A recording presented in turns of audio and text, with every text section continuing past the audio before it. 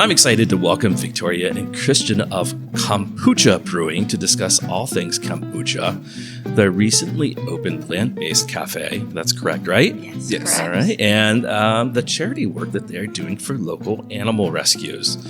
It's been a few years, but I discovered Kompoocha Brewing a few years ago while listening to a short-lived Temecula business-focused podcast, and I loved it. When Shannon and I started this podcast, I always kept it in mind to talk to you guys since Port Temecula is a local beverage-focused podcast.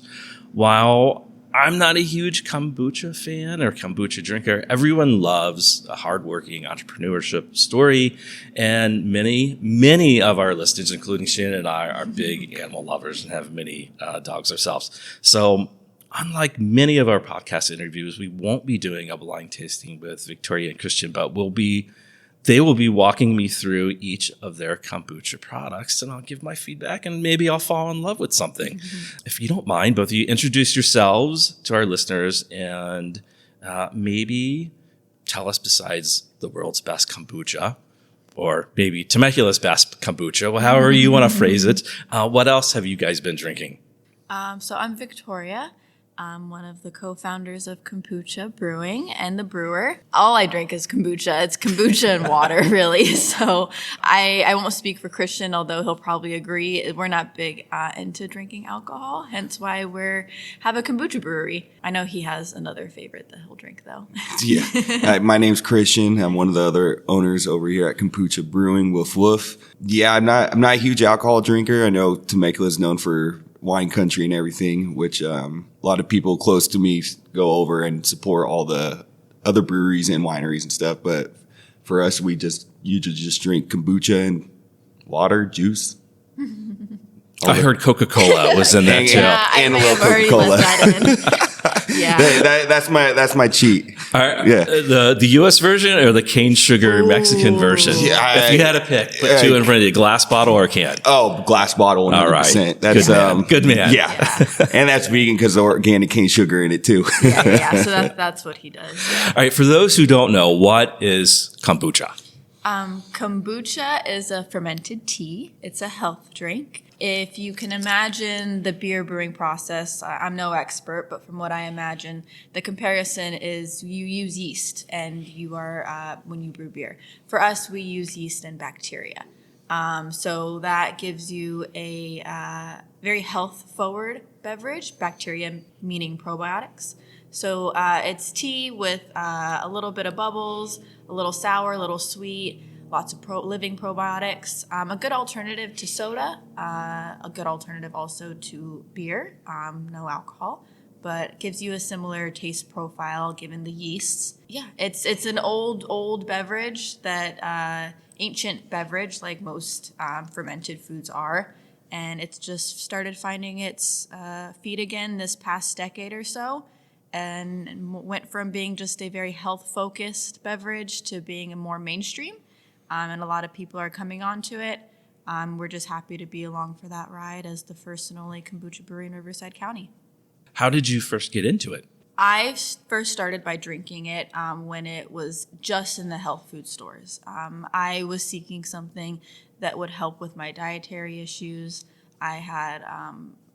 during college, I had what I and some other doctors called stress stomach, where there was nothing wrong with me. I was just stressed from school, and nothing seemed to help my stomach pains. No matter what I ate, I could eat a strawberry or a piece of bread, and I'd get a stomach ache. So kombucha was mentioned to me in passing. I don't even remember how. I got on it pretty quickly, forced it down for a month because it's not, especially back then, 10 years ago, it was not an easy thing to drink, still isn't for a lot of people.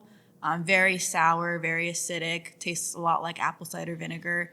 And when you're encouraged to drink 16 ounces of it, not just one shot, it can be kind of hard to take down. So that's how I got introduced to it. It's definitely changed since then, and I've been along for the ride as a consumer, watching how it changed and got a lot more palatable with fun flavors. And then about 5 years ago, I started homebrewing it during COVID. As for getting into the business side of things, we just started selling the home brew at the farmers markets during COVID just to see if anything would come of it. And here we are 5 years later and fully committed. with our brewery and tasting room. How did you make that leap from home brewing, going to farmers market, and making a more than just a hobby, but more of a career? I don't know. I think we both kind of blacked out during that part. A little bit of a leap of faith. This was not our plan. Like, I mean, Christian was, go ahead, you were going to go into the military. Yeah, we both kind of got into it COVID was a huge part of it. Both like no jobs or anything. We're just going out. Everyone's on shutdown. The only things open were farmers markets and grocery stores. Victoria was dabbling with brewing it, and our first flavor was lavender lemonade. I tried it. We've been together for 11 years. She's always drank kombucha. I just can't get over the vinegar hump or the yeast that floats in it. But her first flavor was lavender lemonade, and I'm a pretty stubborn person. So when I tried it, it was pretty good. And I knew there was a lot of other people that were kind of in the similar boat. Had a lot of free time on our hands, so we just decided to go to had our first farmers market, and we've sold out ever since at all of our farmers markets. There was a lot of other people that agreed with what about kombucha. So then just after lavender lemonade, just kind of expanding from there, and we started building up clientele, and 5 years later. The rave reviews, I think, from the customers that we started to grow over time is, I think, what really kept us going, kind of kept those blinders on, like, oh, we're on to something. Yeah. And this wasn't meant to be a massive thing. It was meant to be a fun thing to do in our spare time before COVID ended and he went into the military like he planned, and I was going to go to vet school like I planned. It was just going so well. So we just kept going. I remember the podcast I listened to a long time ago. I remember one comment that you made in there, and you were like, I didn't even like kombucha. Yeah. And then I had hers, she made, and I was like, this doesn't taste like kombucha at all. Yeah, no. And ever since then, I've been like, I got to try that, because I think it's the same thing. The vinegary thing I can't get past. Yeah. So I haven't had their kombucha. I was like, so at the end, we'll have it for We'll the first fix that. time, and we'll figure it out. So that always stuck with me, and I was like, if you're going to say that, and you sounded so trustworthy, it wasn't like you just made that up. Like, no, it was, because you were like, I don't like this stuff. Yeah. And you were like, I love this. That's that's just also one reason how we've gotten from back when we started to now. I feel like I have a pretty knack of connecting with people, and I would never sell something to somebody that I personally wouldn't like. It's a little more than just selling kombucha for me personally. It's more selling from my heart and everything, and it's connecting with people.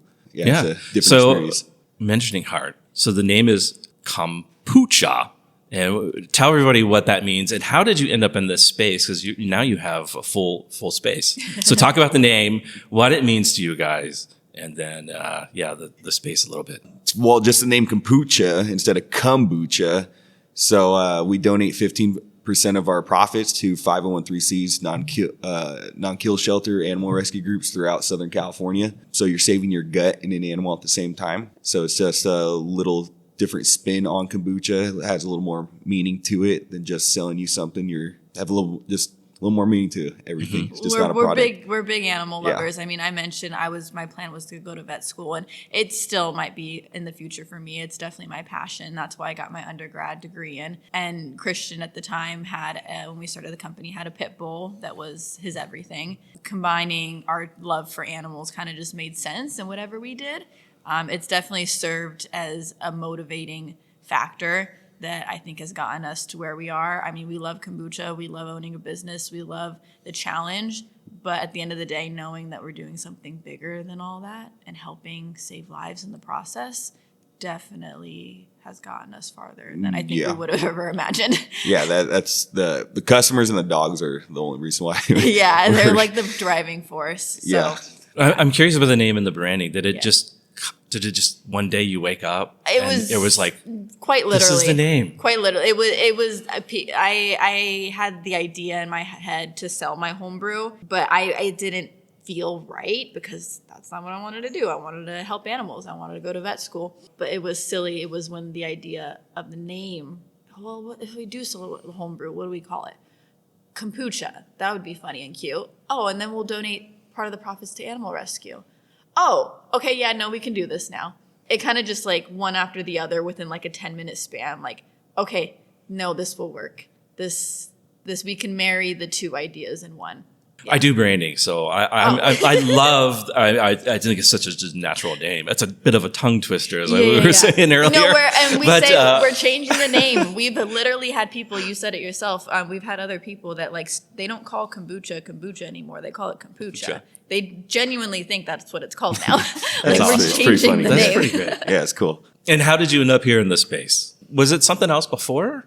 From being business owners, I just can't describe to you on how much we've learned from day one of doing it to now. Things you wouldn't even think of before this. We found out we needed to be in a commercial kitchen, fully health coded environment. So This isn't like beer. Yeah, so we needed to go find a commercial kitchen, rent from there.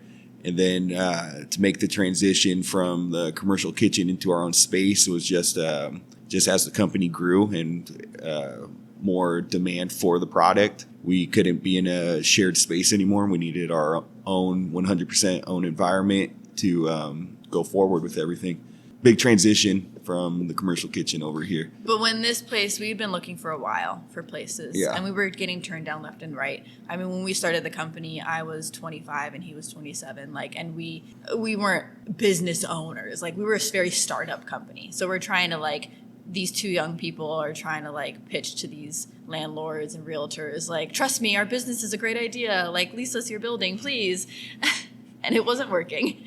And it wasn't until we found this building that the idea of everything being for a reason, it all made sense when we found this place. The reason getting this was huge. Our landlords literally went to our wholesale accounts and was asking their employees about us, just anyone that had a connection to us about Victoria and I. And, just scouting. Yeah, seeing what we were really like before they potentially leased to us. Yeah, they really did their homework and everything, and then got a good report back, and then they fell in love with us. Yeah, they took a shot with us, and it's been great. They're good friends of ours now. Yeah, they give us so much freedom to use the place however we need, and allow us to turn it into such a really cozy and comfortable environment.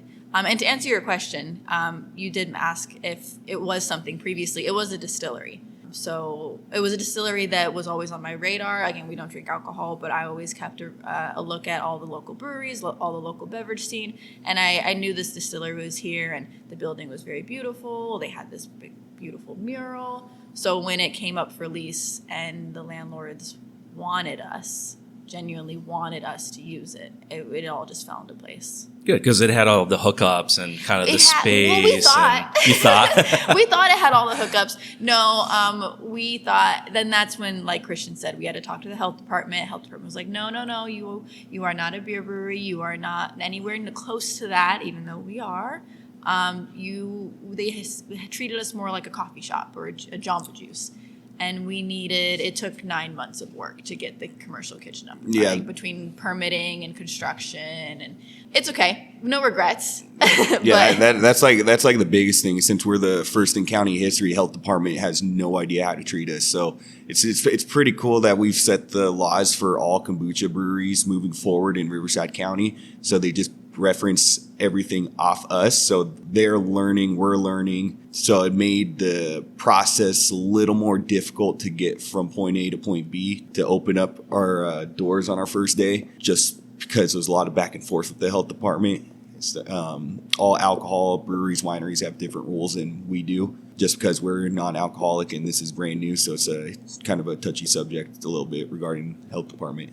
Tell people where you're at. So I guess we didn't kind of clarify. Where's your physical location? You're in the different. Talk about the different farmers markets you're at, and then where's your physical location? So our brewery and tasting room, if you want to call it, and now cafe, is in off Diaz. So the Ale Trail, I think, is what the city of Temecula told me they refer to it as. This is the Ale Trail. Yeah, one of the city inspectors was like, "No, we put all the breweries on Diaz. It's the Ale Trail." I was like, I've never heard that. I think y'all are the only ones that call it that. I've never heard that term. I think he was trying to rationalize, before. No. They're trying to come up with a reason. It's like they're trying to make it a thing so that all the breweries that go back here aren't like, oh, why did they stick us in the corner? But yeah, we're stuck in the corner of Temecula and all the warehouses off Diaz. Where Yeah. So if you go north of the DMV, Yes. you go past Winchester. I think it's the first left. It's kind of set way back in a kind of industrial complex. But we're neighbors with our friends Prolific Brewing. Yeah. Good friends of ours. Yeah. So that's where we are. Physical location. This is where we literally do everything. We brew it, we flavor it, filter it, we can it. Everything is done under this roof. We also serve it here on tap in cans, and we also have our food menu here as well.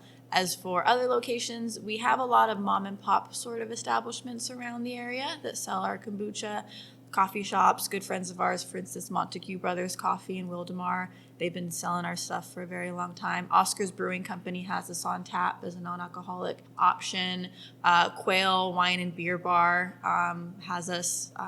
So a lot of places that want to offer a non-alcoholic alternative will have us. But those are all listed on our website. And then we also started dipping our toe back into the farmers market scene, which is how we got here. Very grateful for the farmers markets helping us get to where we are now.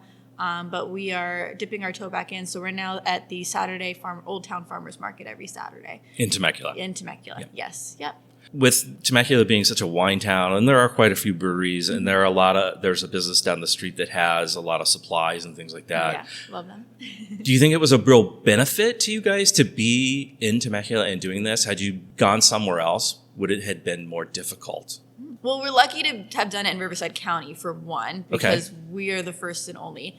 LA, San Diego County swarming with kombucha breweries. It's not a new thing over there. To have the opportunity to do it in Riverside County made total sense. As for Temecula itself, well, one of the things that I have found, like talking to people, is how the community as a whole, whether it be brewers or winemakers or people who work in there, are rather supportive of each other in the beverage industry as a whole. Yeah.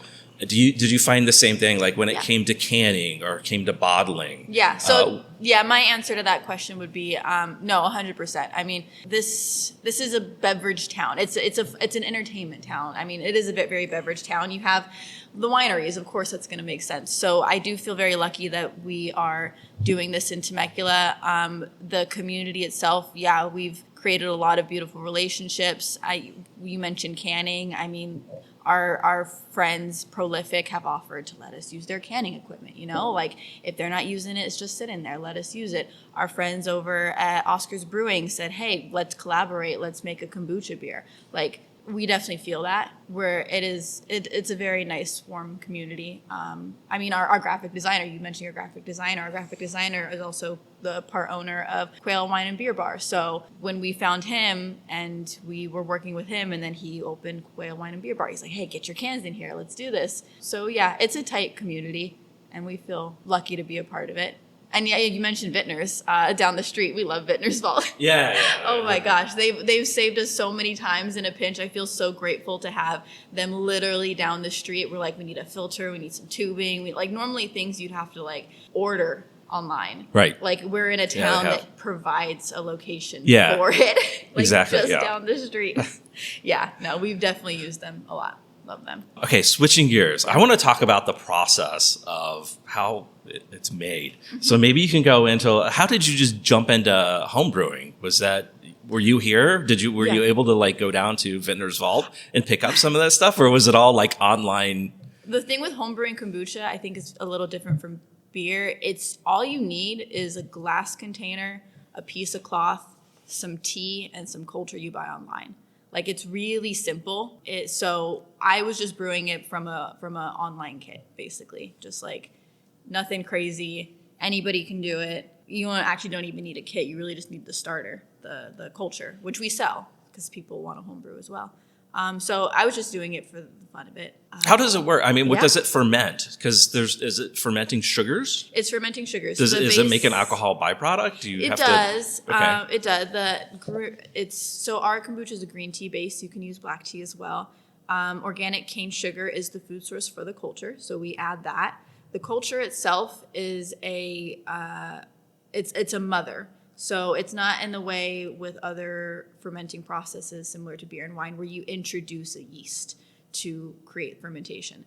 For us, it's more similar to sourdough or apple cider vinegar, where you have a mother that you keep alive over a long time. I can't even tell you how old our culture is. All I can tell you is we got it from somebody else 5 years ago, and it's stuck around us ever since, with us ever since. And So explain that, because I don't even know what I have an idea what that is. But what is a mother? A mother is basically just old kombucha. Okay. You can never get rid of it. It's like sourdough. You always have to have some set aside, and when you make another batch, you pull off the mother. Okay. So again, it's not like buying. Is it like in a jar? It's in the same containers all of our other fermentation happens in. Okay. Nothing special. But we just essentially always constantly have to use old kombucha to make new kombucha. Okay. That's how it's So done. when you put it to ferment, you like leave a little bit along the bottom, and then you introduce. And then you introduce exactly. Okay. Yeah, so that's the method we use, which is called continuous brew. So we just pull off the top, leave some at the bottom, and then introduce fresh tea and sugar.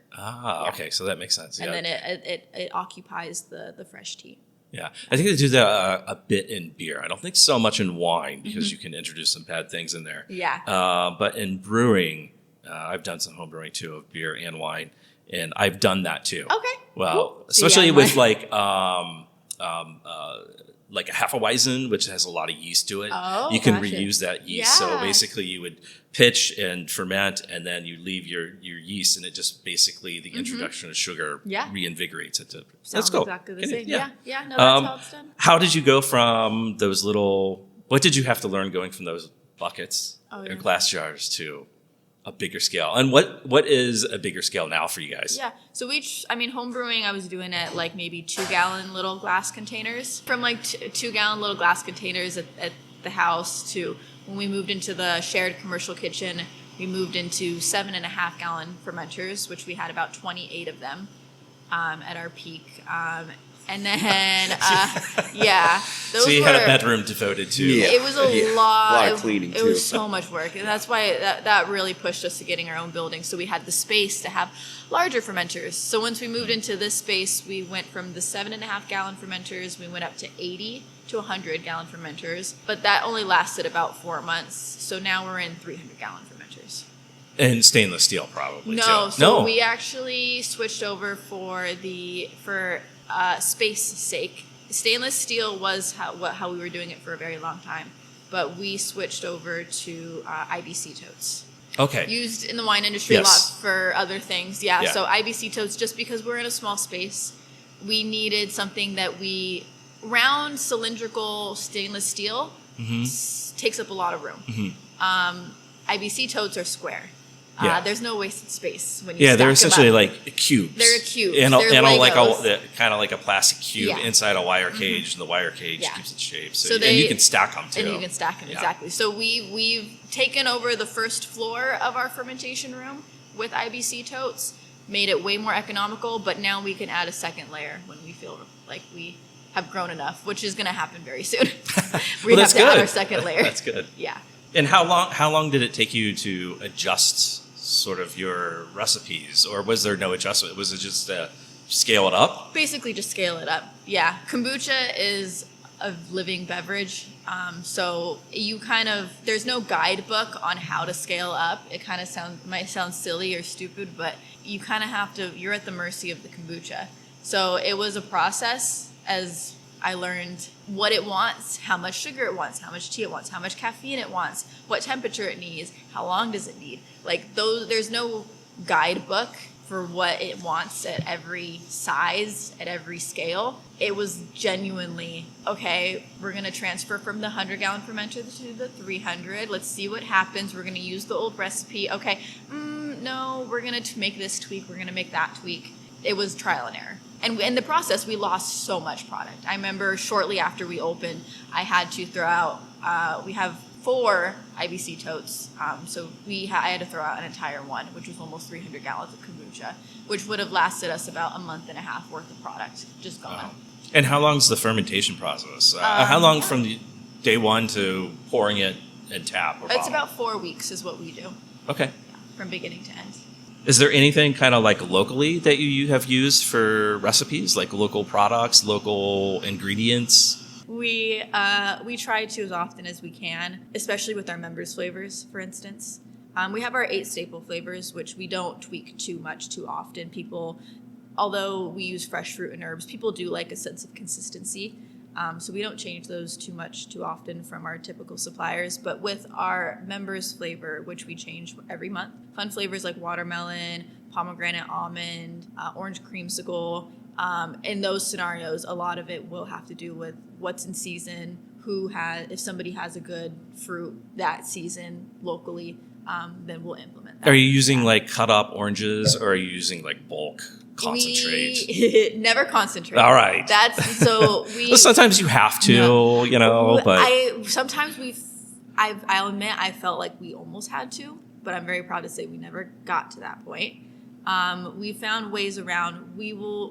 The furthest we'll go is using pure frozen fruit. That's the furthest we'll go, or a pure pre-juiced juice. But it's never from concentrate. It never has anything added. Nothing ever added. No citric acid, nothing. For the sake of keeping our 8 staple flavors around, we will occasionally have to go those routes, especially for fruits that, strawberries aren't great year round. Right. Like there's a big difference between a good strawberry and that's what I and a bad meant by strawberry. Using a concentrate is Exactly, that No, so in that case we'll just use we'll use like a frozen strawberry for that one. Okay.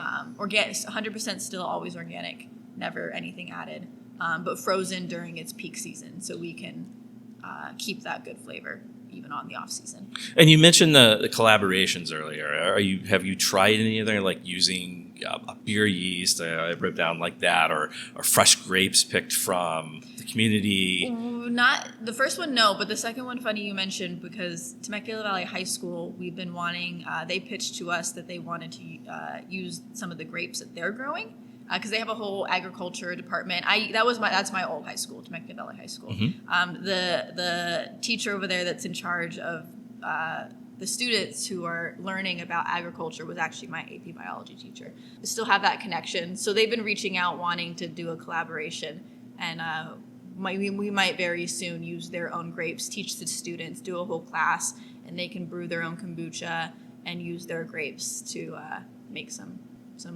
Temecula grape kombucha. But that's the farthest we've gone with that. Nothing too wild.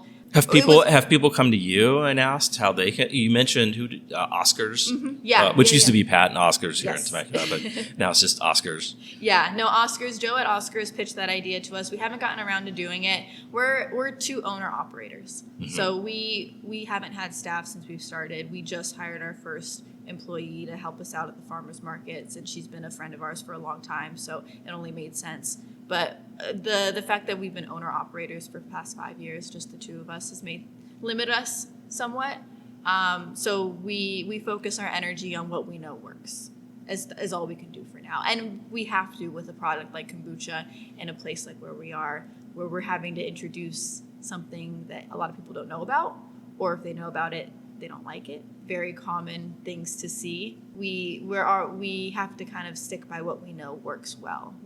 We're at the mercy of the customer. They'll tell us, Christian will say time and time again, he was the one doing the farmers markets mostly in the early couple years that we did the farmers markets, and he was constantly asking people, what do you think of this flavor? What do you like, sweeter, tartar, like you need more pineapple? Like we're not going to serve something unless people like it. So we took all that to heart. Well, that's a good segue into Christian, because I'll ask, how did you go about convincing people that probably needed some convincing to try it? How do you go about educating? I'm sure you probably got a lot of like weird looks. Yeah, of course. I can't tell you how many times, because everyone, when you hear kombucha, just thinks of the strong vinegar bite drink that tastes really bad and everything. So sitting at a farmer's market with our booth, yelling at people passing by what we have. Yeah, I've got a lot of looks, a lot of people just turning us down and stuff. But just took some hustle, some really big hustle, and told everybody it was different. Challenged a lot of people, throwing a lot of samples at people's faces, and for them to start drinking kombucha. Yeah, it was just a little difficult selling it first, but just keep grinding. Well, I'll say to add on to that, because he's not giving himself enough credit. He humble. He and anybody else who ever attended any of the farmers markets we've ever done will tell you everybody knows who Christian is. when Kombucha is at a farmer's market, when Christian's at a farmer's market, Kombucha's there. Like, he is an energy that like is indescribable. So that definitely helped us and our company immensely. He could reel in anybody. So he was reeling people in. He'd see somebody like looking over. He's like, I saw you, look, come over here. And they're like, I don't even know what, I don't drink this stuff. 100% success rate. People would be like, no, not this. No. No, trust me, it's different. Try it. We've created lifelong friendships from those interactions. People that were like, oh, nah. And now they're like we're going to like their weddings, like, because they fell in love with the kombucha, they fell in love with Christian, they fell in love with the company. So yeah, no, he convinced a lot of the kombucha speaks for itself. It is different, but it was him reeling people in to try it in the first place. And they'll tell you it's the kombucha, but it was also the energy, the passion. Like, nobody wants to drink something like the owner's not proud of. And they would tell us straight up to our face. The kombucha is good, but it's also the fact that you guys love what you're doing and you love your product and you love your customers. So yeah, that's how he did it. One of the most diehard people we have for our company is people that first turned me down at the market and said they would never drink this stuff. Turned out to be their favorite drink now. So it's we have yeah, it's pretty funny. And we hear it all the time. They'll be at the bar drinking like their third kombucha within 25 minutes, and they're like, God, I used to hate this stuff. And now they're kombucha club members, and like we see them every week.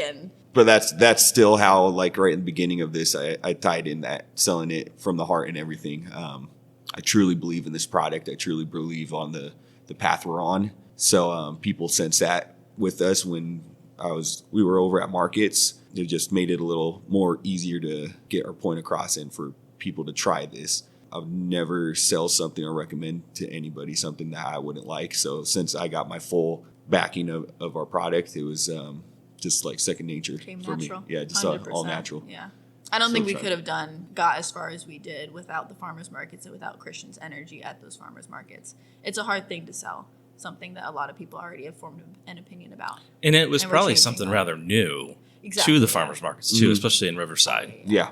We were the only ones wherever we went. And we saw plenty of places have tried to pop up since in Riverside County. Nobody has gotten to the point of getting a brick and mortar.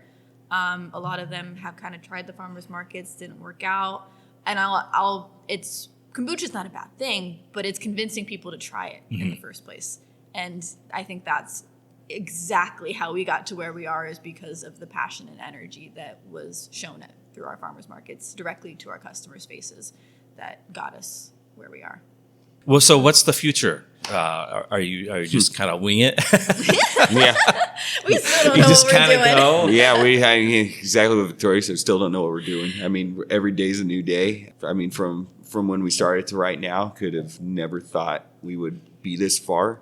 It's extremely hard to be a business owner. A lot of people don't know how much it takes or anything. It's a 24/7 job. It never stops. Even in your nightmares. Yeah, even when you're sleeping.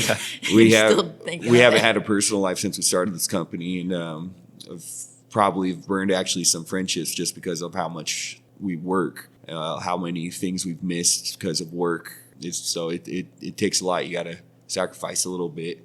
For the future, like I have no idea. I just hope we could keep doing this. I hope one day we could be even bigger. The more we grow, more animals we can save, and more lives we can impact. So, I think before, I know you have to head out soon, but you have a cafe now. Yeah. So you've sort of grown a little bit. Yeah. Was that always in the works? We're being kind of silly about it. I mean, we do have plans and we do have things that we're doing. We opened the cafe. It wasn't something we planned on doing ever. It wasn't until when we put 9 months of construction labor into getting this place permitted that the health department said, you're a restaurant. You can serve food now. Okay. Well, that just opened a whole new door. That wasn't something we expected. It was a nice little perk to all the effort that we put into building this place out. But we didn't have the time and energy to do that from the get-go. So It took almost 2 years of being open until we opened our cafe side of things. So we have a full menu, larger than a lot of people expected, but we're very happy with it. It's paninis, sandwiches, flatbreads. Everything's made here in-house, all the way down to the sauces. The only thing we don't make is the bread, but I hope to do that And all eventually. plant-based. It is 100% plant-based. We don't market ourselves as a plant-based cafe. It's a healthy, farm-to-table, gut-healthy menu. We're not going to find people here plant-based. They're like, oh, it's got like Beyond Meat. No, nothing here is fake. It's mushrooms, it's carrots, it's pesto, it's like balsamic, it's sauces, it's savory and sweet, and it's all sorts of good things. Yeah, not only are we the first in county for our kombucha, but we're also the first in the city of Temecula for having a menu like this. Yeah. And starting to get some pretty good traction. We're getting people that are coming in, not even ordering kombucha, just ordering food. Yeah, so it's pretty cool. Kind of similar to how we're trying to reintroduce kombucha to the masses, or the local masses, as it's not this scary thing. It's actually can be very yummy. We're kind of trying to do that with healthy plant-based food as well. Like it doesn't, trying to remove that stigma. It's like, oh, yuck, what, like plant, like you mean vegan? What? No. No, actually we all eat vegan food. We all have French fries. We all have potatoes. Like there's just really fun ways to make it really yummy, and you'll never know the difference, and you'll never miss those parts of things. Okay, before we take a quick break and do a little tasting, and we'll talk a little bit more about the flavors, and you can tell me about them as we go along. Where can people find you guys? How can they find you online?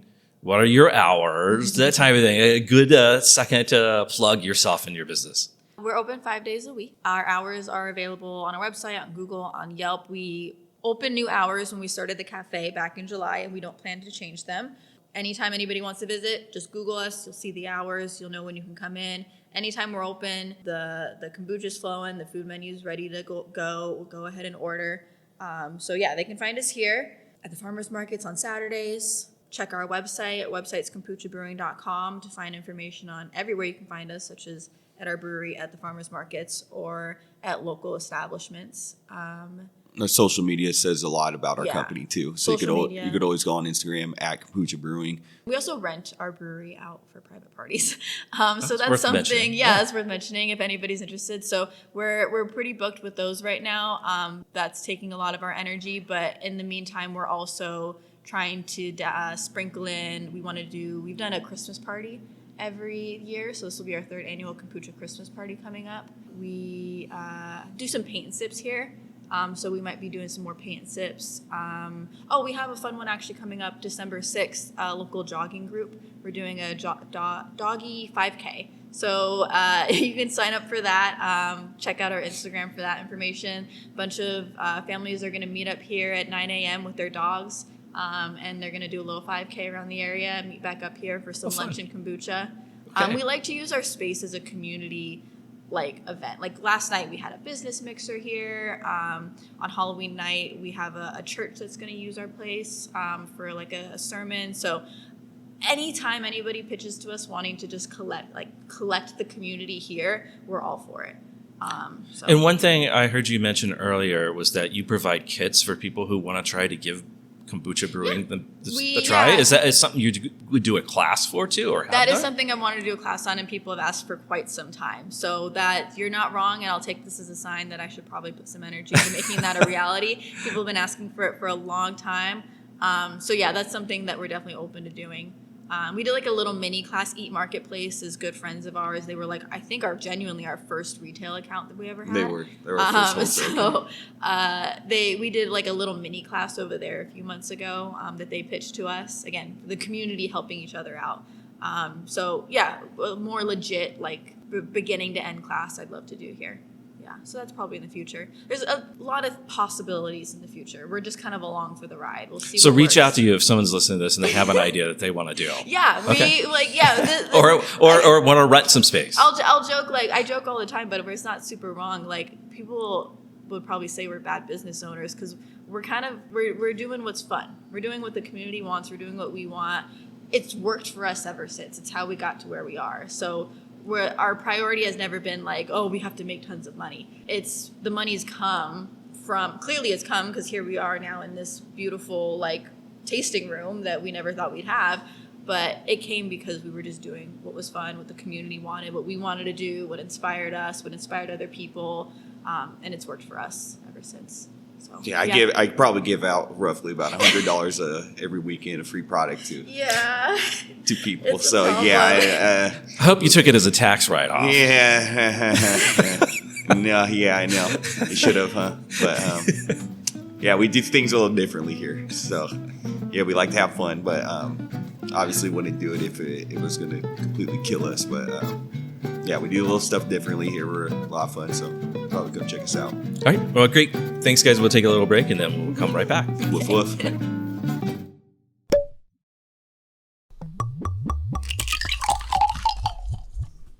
All right, we are back I'm back with Victoria. Christian had to head out, but she's going to sample some different kombuchas for us. And you want to, let's see, what do you have marked on here? You have a blueberry mojito we're going to start with. Yes. And then after OMG, so what is the OMG? OMG's orange mango ginger. Oh, orange mango ginger. Then we have, it's either going to be, I'm going to either say strawberry rose or strawberry rosé. So 50-50. Some people say rose, some people say rosé. I don't Okay. care one way or another. I don't mind it being called rosé because that wasn't the intention, but it kind of does taste like a wine. That's why I wanted to give that one to you. A lot of people are like, it tastes like a sparkling wine. Oh. And then the last one she has for us is the cinnamon pear. So I will say the first thing I noticed is how clear these are Yes. compared to what I think a lot of people have had in the past. Maybe out of a can or out of a glass jar that they would buy from the store. Yeah, so that's like what Christian mentioned earlier is when we filter our product, we filter out the yeast, the clumps. Not all of the yeast. I don't want to say that. It has living yeast and bacteria still in there, but we filter out the clumps, which the clumps at the end of the day are mostly just like dead yeast. That's why they clump down and settle to the bottom. We filter that out so you don't have to force that down. And it makes it a lot cleaner, a lot easier to drink. We don't filter out any of the good stuff, just the stuff that people don't really like.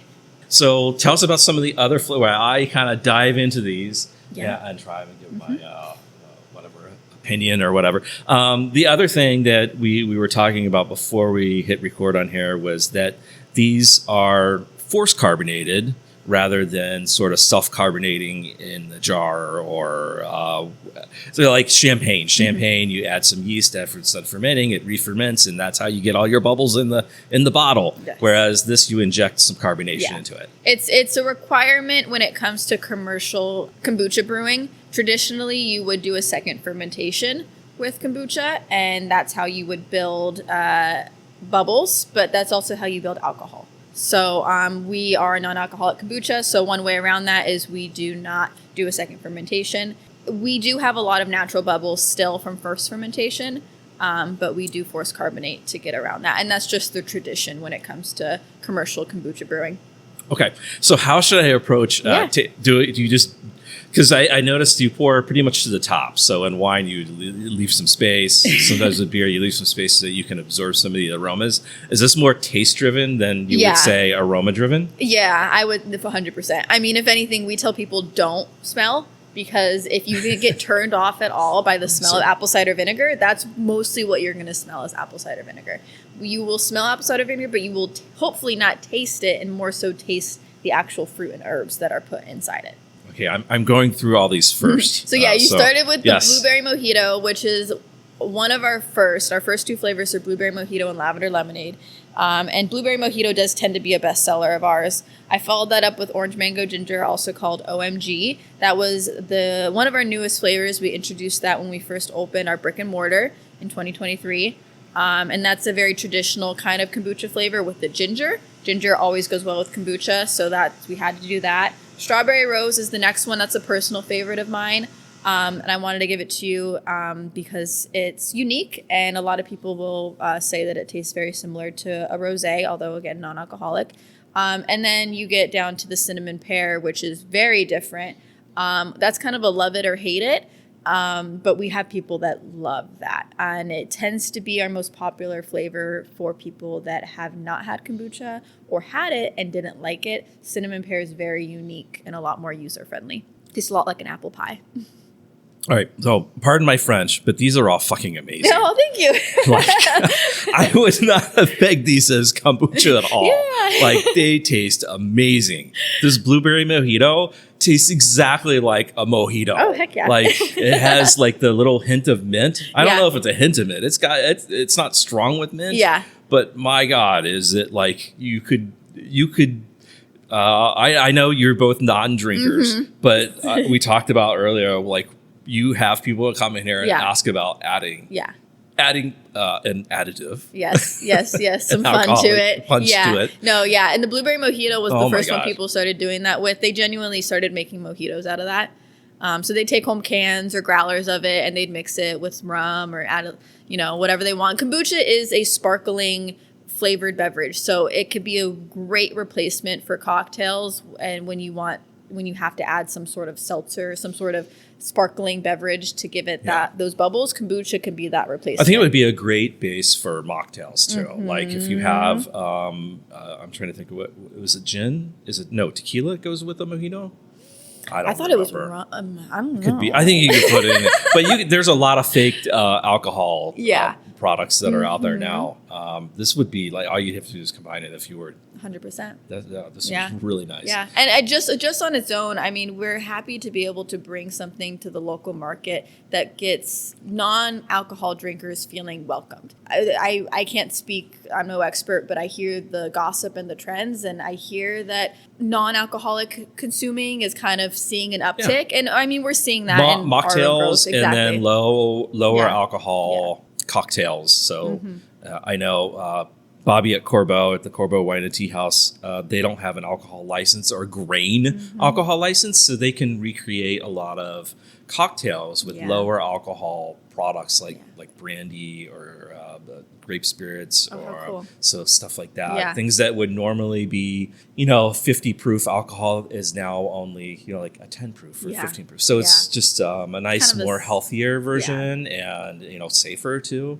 So So we're seeing that, and I'm grateful to be able to provide an option as people are heading down that road now. Especially, say I gave the instance Quail Wine and Beer Bar. We have a lot of I know a lot of groups of people go there. It's a hangout spot, but not everybody in that group wants to drink alcohol. So I know we have our cans there, and we've been told it serves as a great alternative to feeling like you're involved in your group, you're still drinking, you're having a fun time, you're drinking out of this cool, beautiful can, but you're not drinking alcohol. Now, I will say that I think you mentioned that some people, you don't necessarily advise people to kind of take in the aroma because they can get kind of put off by the cidery or the apple cider. It's possible. But the only ones that really have, I think it's strongest in the strawberry rose, and you get a little bit more in the blueberry, but I didn't get it at all on the OMG. I think maybe because the ginger is really powerful in that. Overpowering, and then the cinnamon pear, the cinnamon's really powerful in that one, but it's really delicious. So this is a nice fall. That's what its intention was. We released it the first fall that we started the business, and we got rid of it because fall was over at the time, and people rioted. Like, we genuinely lost customers. They were like, I'm not gonna buy any more till you bring it back. Then it was my only flavor I liked because it's so different. And they were just so anti-kombucha prior to that. So they were like, this is the only kombucha I can drink is the cinnamon pear. So it's year round now, but we put it in cans during the holiday season. And the strawberries just nails on the strawberry rose. I don't know if I get the rose out of it or a rose hip, but I think this is because, and none of these are sugary either. So they're not, I wouldn't, like we would say dry, like for wine. But I think if you get like that one has maybe the fruitiest in the strawberry rose, which a lot of people, when we talk about wine, misinterpret fruitiness and sweetness.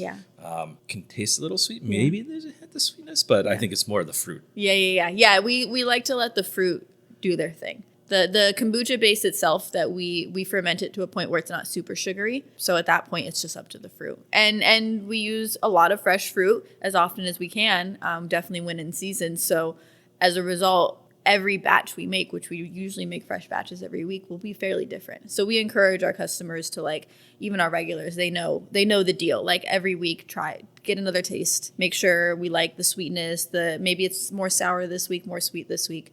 Okay, so why I enjoy these, talk about some of the other flavors that you have, because you have a board here. So you guys and your trademark lavender lemonade is out. Yeah. So what's going on? Are you just not staying on top of, too busy to make more for your flagship?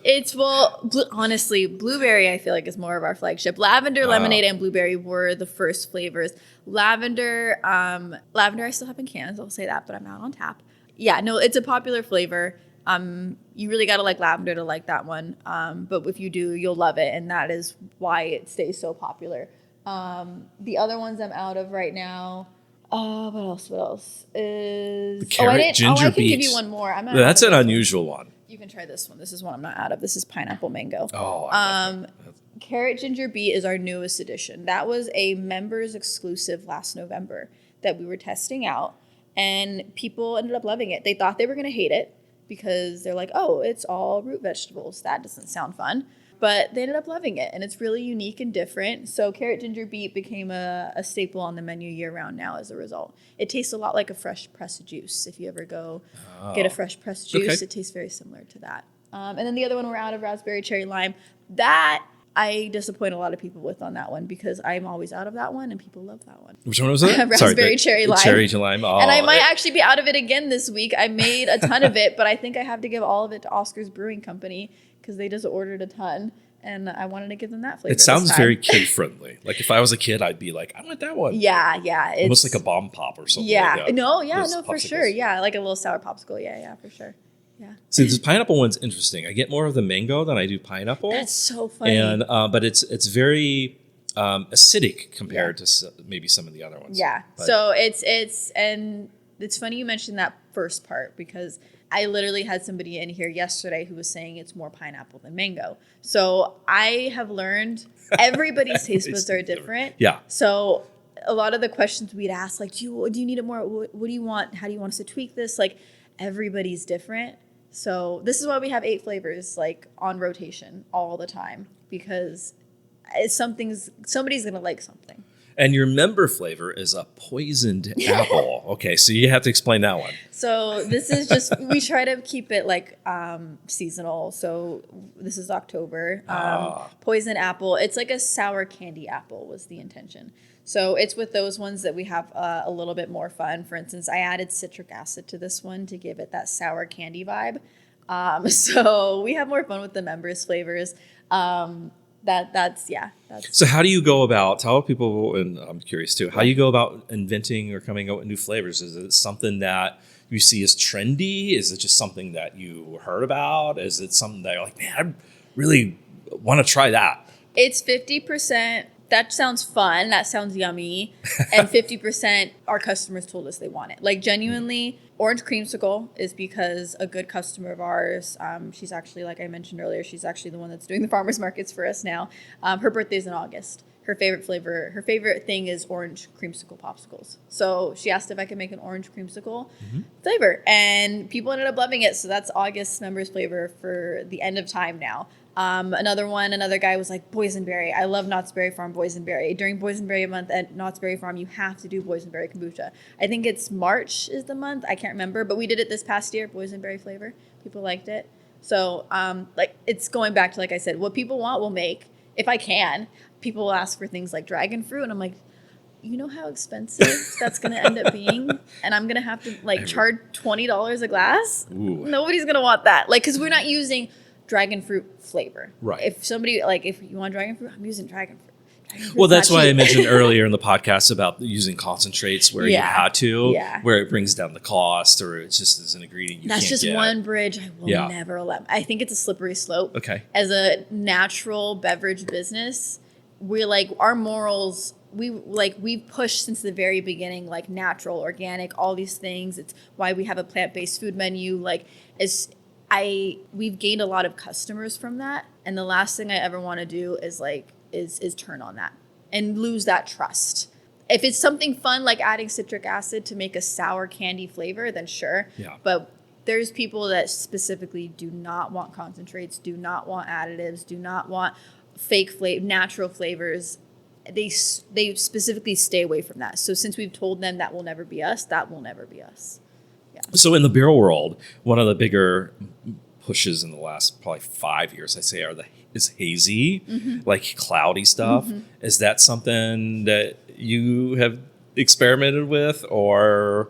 I would be hesitant to, just because in my experience, and I could be totally off, hazy means yeasty, is my understanding.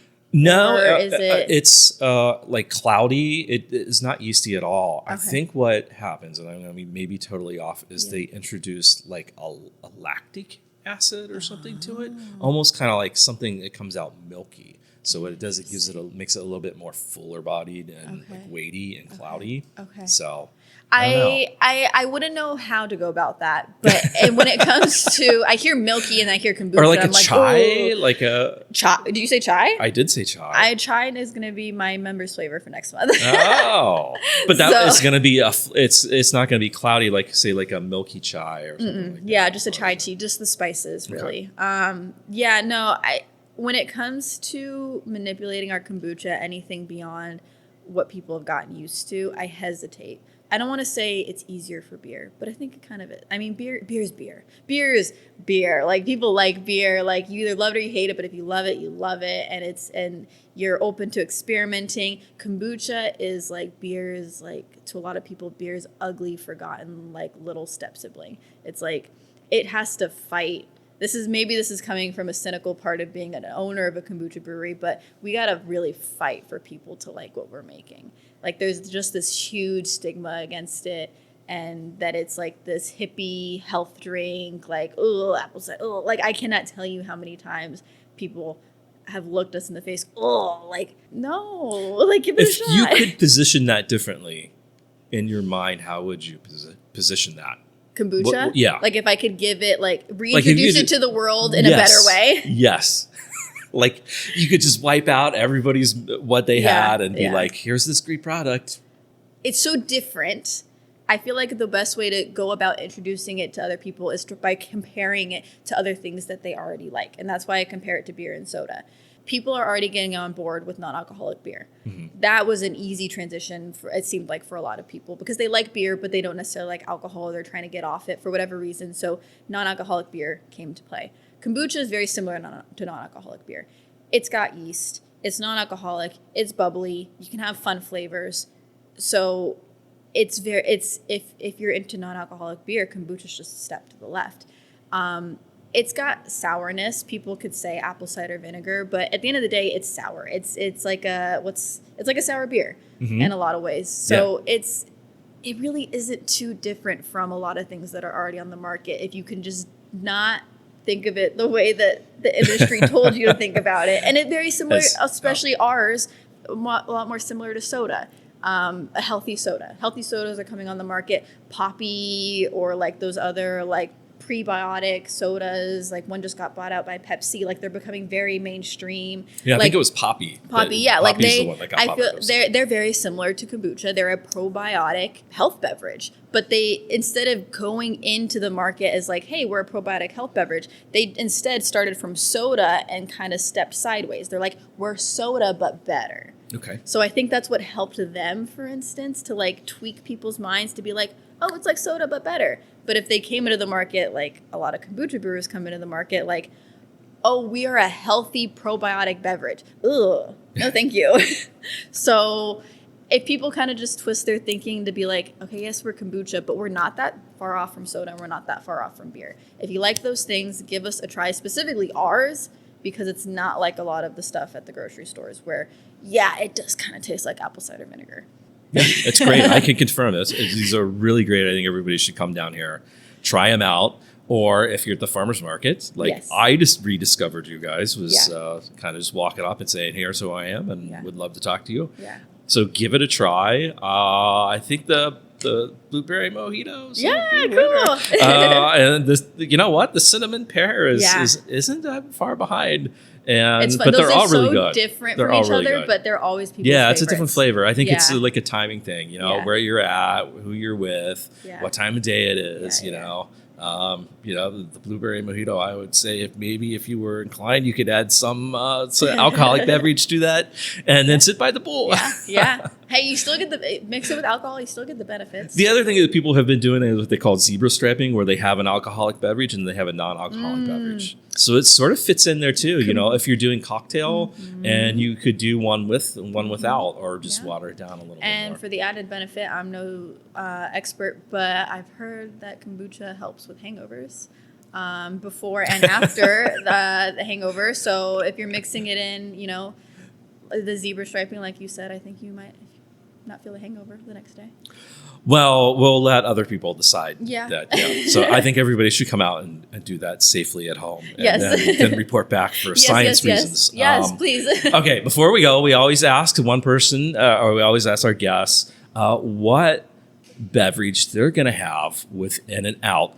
And as I was telling Victoria earlier, it's funny, in the time that we've done this podcast, the people who are solid listeners know that we have a lot of vegan people that come onto the show, and yet we have another a vegan guest. Yeah, so that's she so is going to funny. go kind of leave the burger off there and either going to have French fries or the grilled cheese. Yeah, French fries is all I can have, which is fine by me.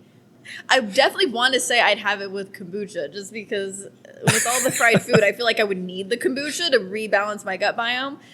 So if I had to think something outside of kombucha, though, I'm really basic. I don't drink alcohol. I'm all thinking. Well, you I'm having told me iced earlier tea. Christian would have Christian would have a Coca-Cola. Coca-Cola. 100%. Yeah. So just a good old glass bottle. Do you think there's Pure one cane sugar. flavor or one of your kombuchas that would go with the fries that you've done? Like, I don't know. I'm trying to think of flavor that would balance out potato and salt. I would honestly probably just say blueberry mojito. The Okay. refreshing aspect, Mm. I think is very cleansing. The mint, I think would balance very well. I don't think there would be any conflict. You know, you're not going to want to drink some cinnamon pear with some French fries. Yeah, I know. So I would say the blueberry mojito and this is why it's our most popular. It's just such a clean flavor. I think that goes well with everything. So blueberry mojito, you can't go wrong with.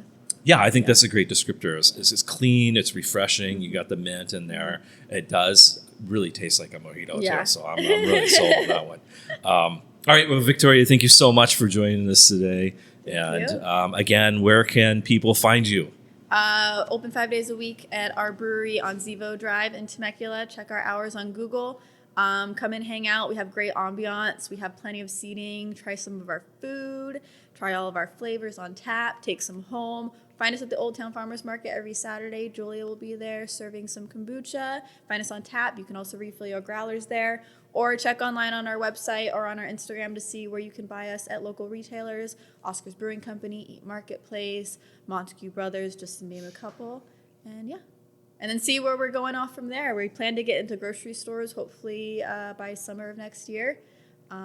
Just need to build our supply. We sell out all the time, so we're working on that. What about from a pricing perspective? What can people expect to find your different things at? Yeah, so because we offer so many different options from cups to cans to growlers, there's definitely plenty of pricing options. At the lowest, cup of kombucha is $5, whether you get it here in brewery or at the farmer's market. All the way up to you get 4-packs, 6-packs, which we discount the more you get. You can get a 6-pack of cans. Any flavor, mix and match. You can get a different one in every slot. $28 for that. Growlers, refills on our large growlers, $16. And we haven't changed our prices since we started 5 years ago. We're pretty proud of that, and we're hoping that won't have to change. You've for heard of quite the some inflation. time. You can do that. Yeah, no, I know. We, again, call us bad business owners, but we don't like pricing people out of something that they already consider somewhat affordable. When it comes to comparing our pricing to the kombucha in the grocery stores, we're not that far off. We are craft, they are mass, but And you're local. People need to know. Yeah, everything's brewed here locally, but we're not maybe $1 more than what you buy in the grocery store. So we don't want to price anybody out of being able to benefit from a product that can make them feel better. Okay. Thank you again. And yeah, cheers. Thank you.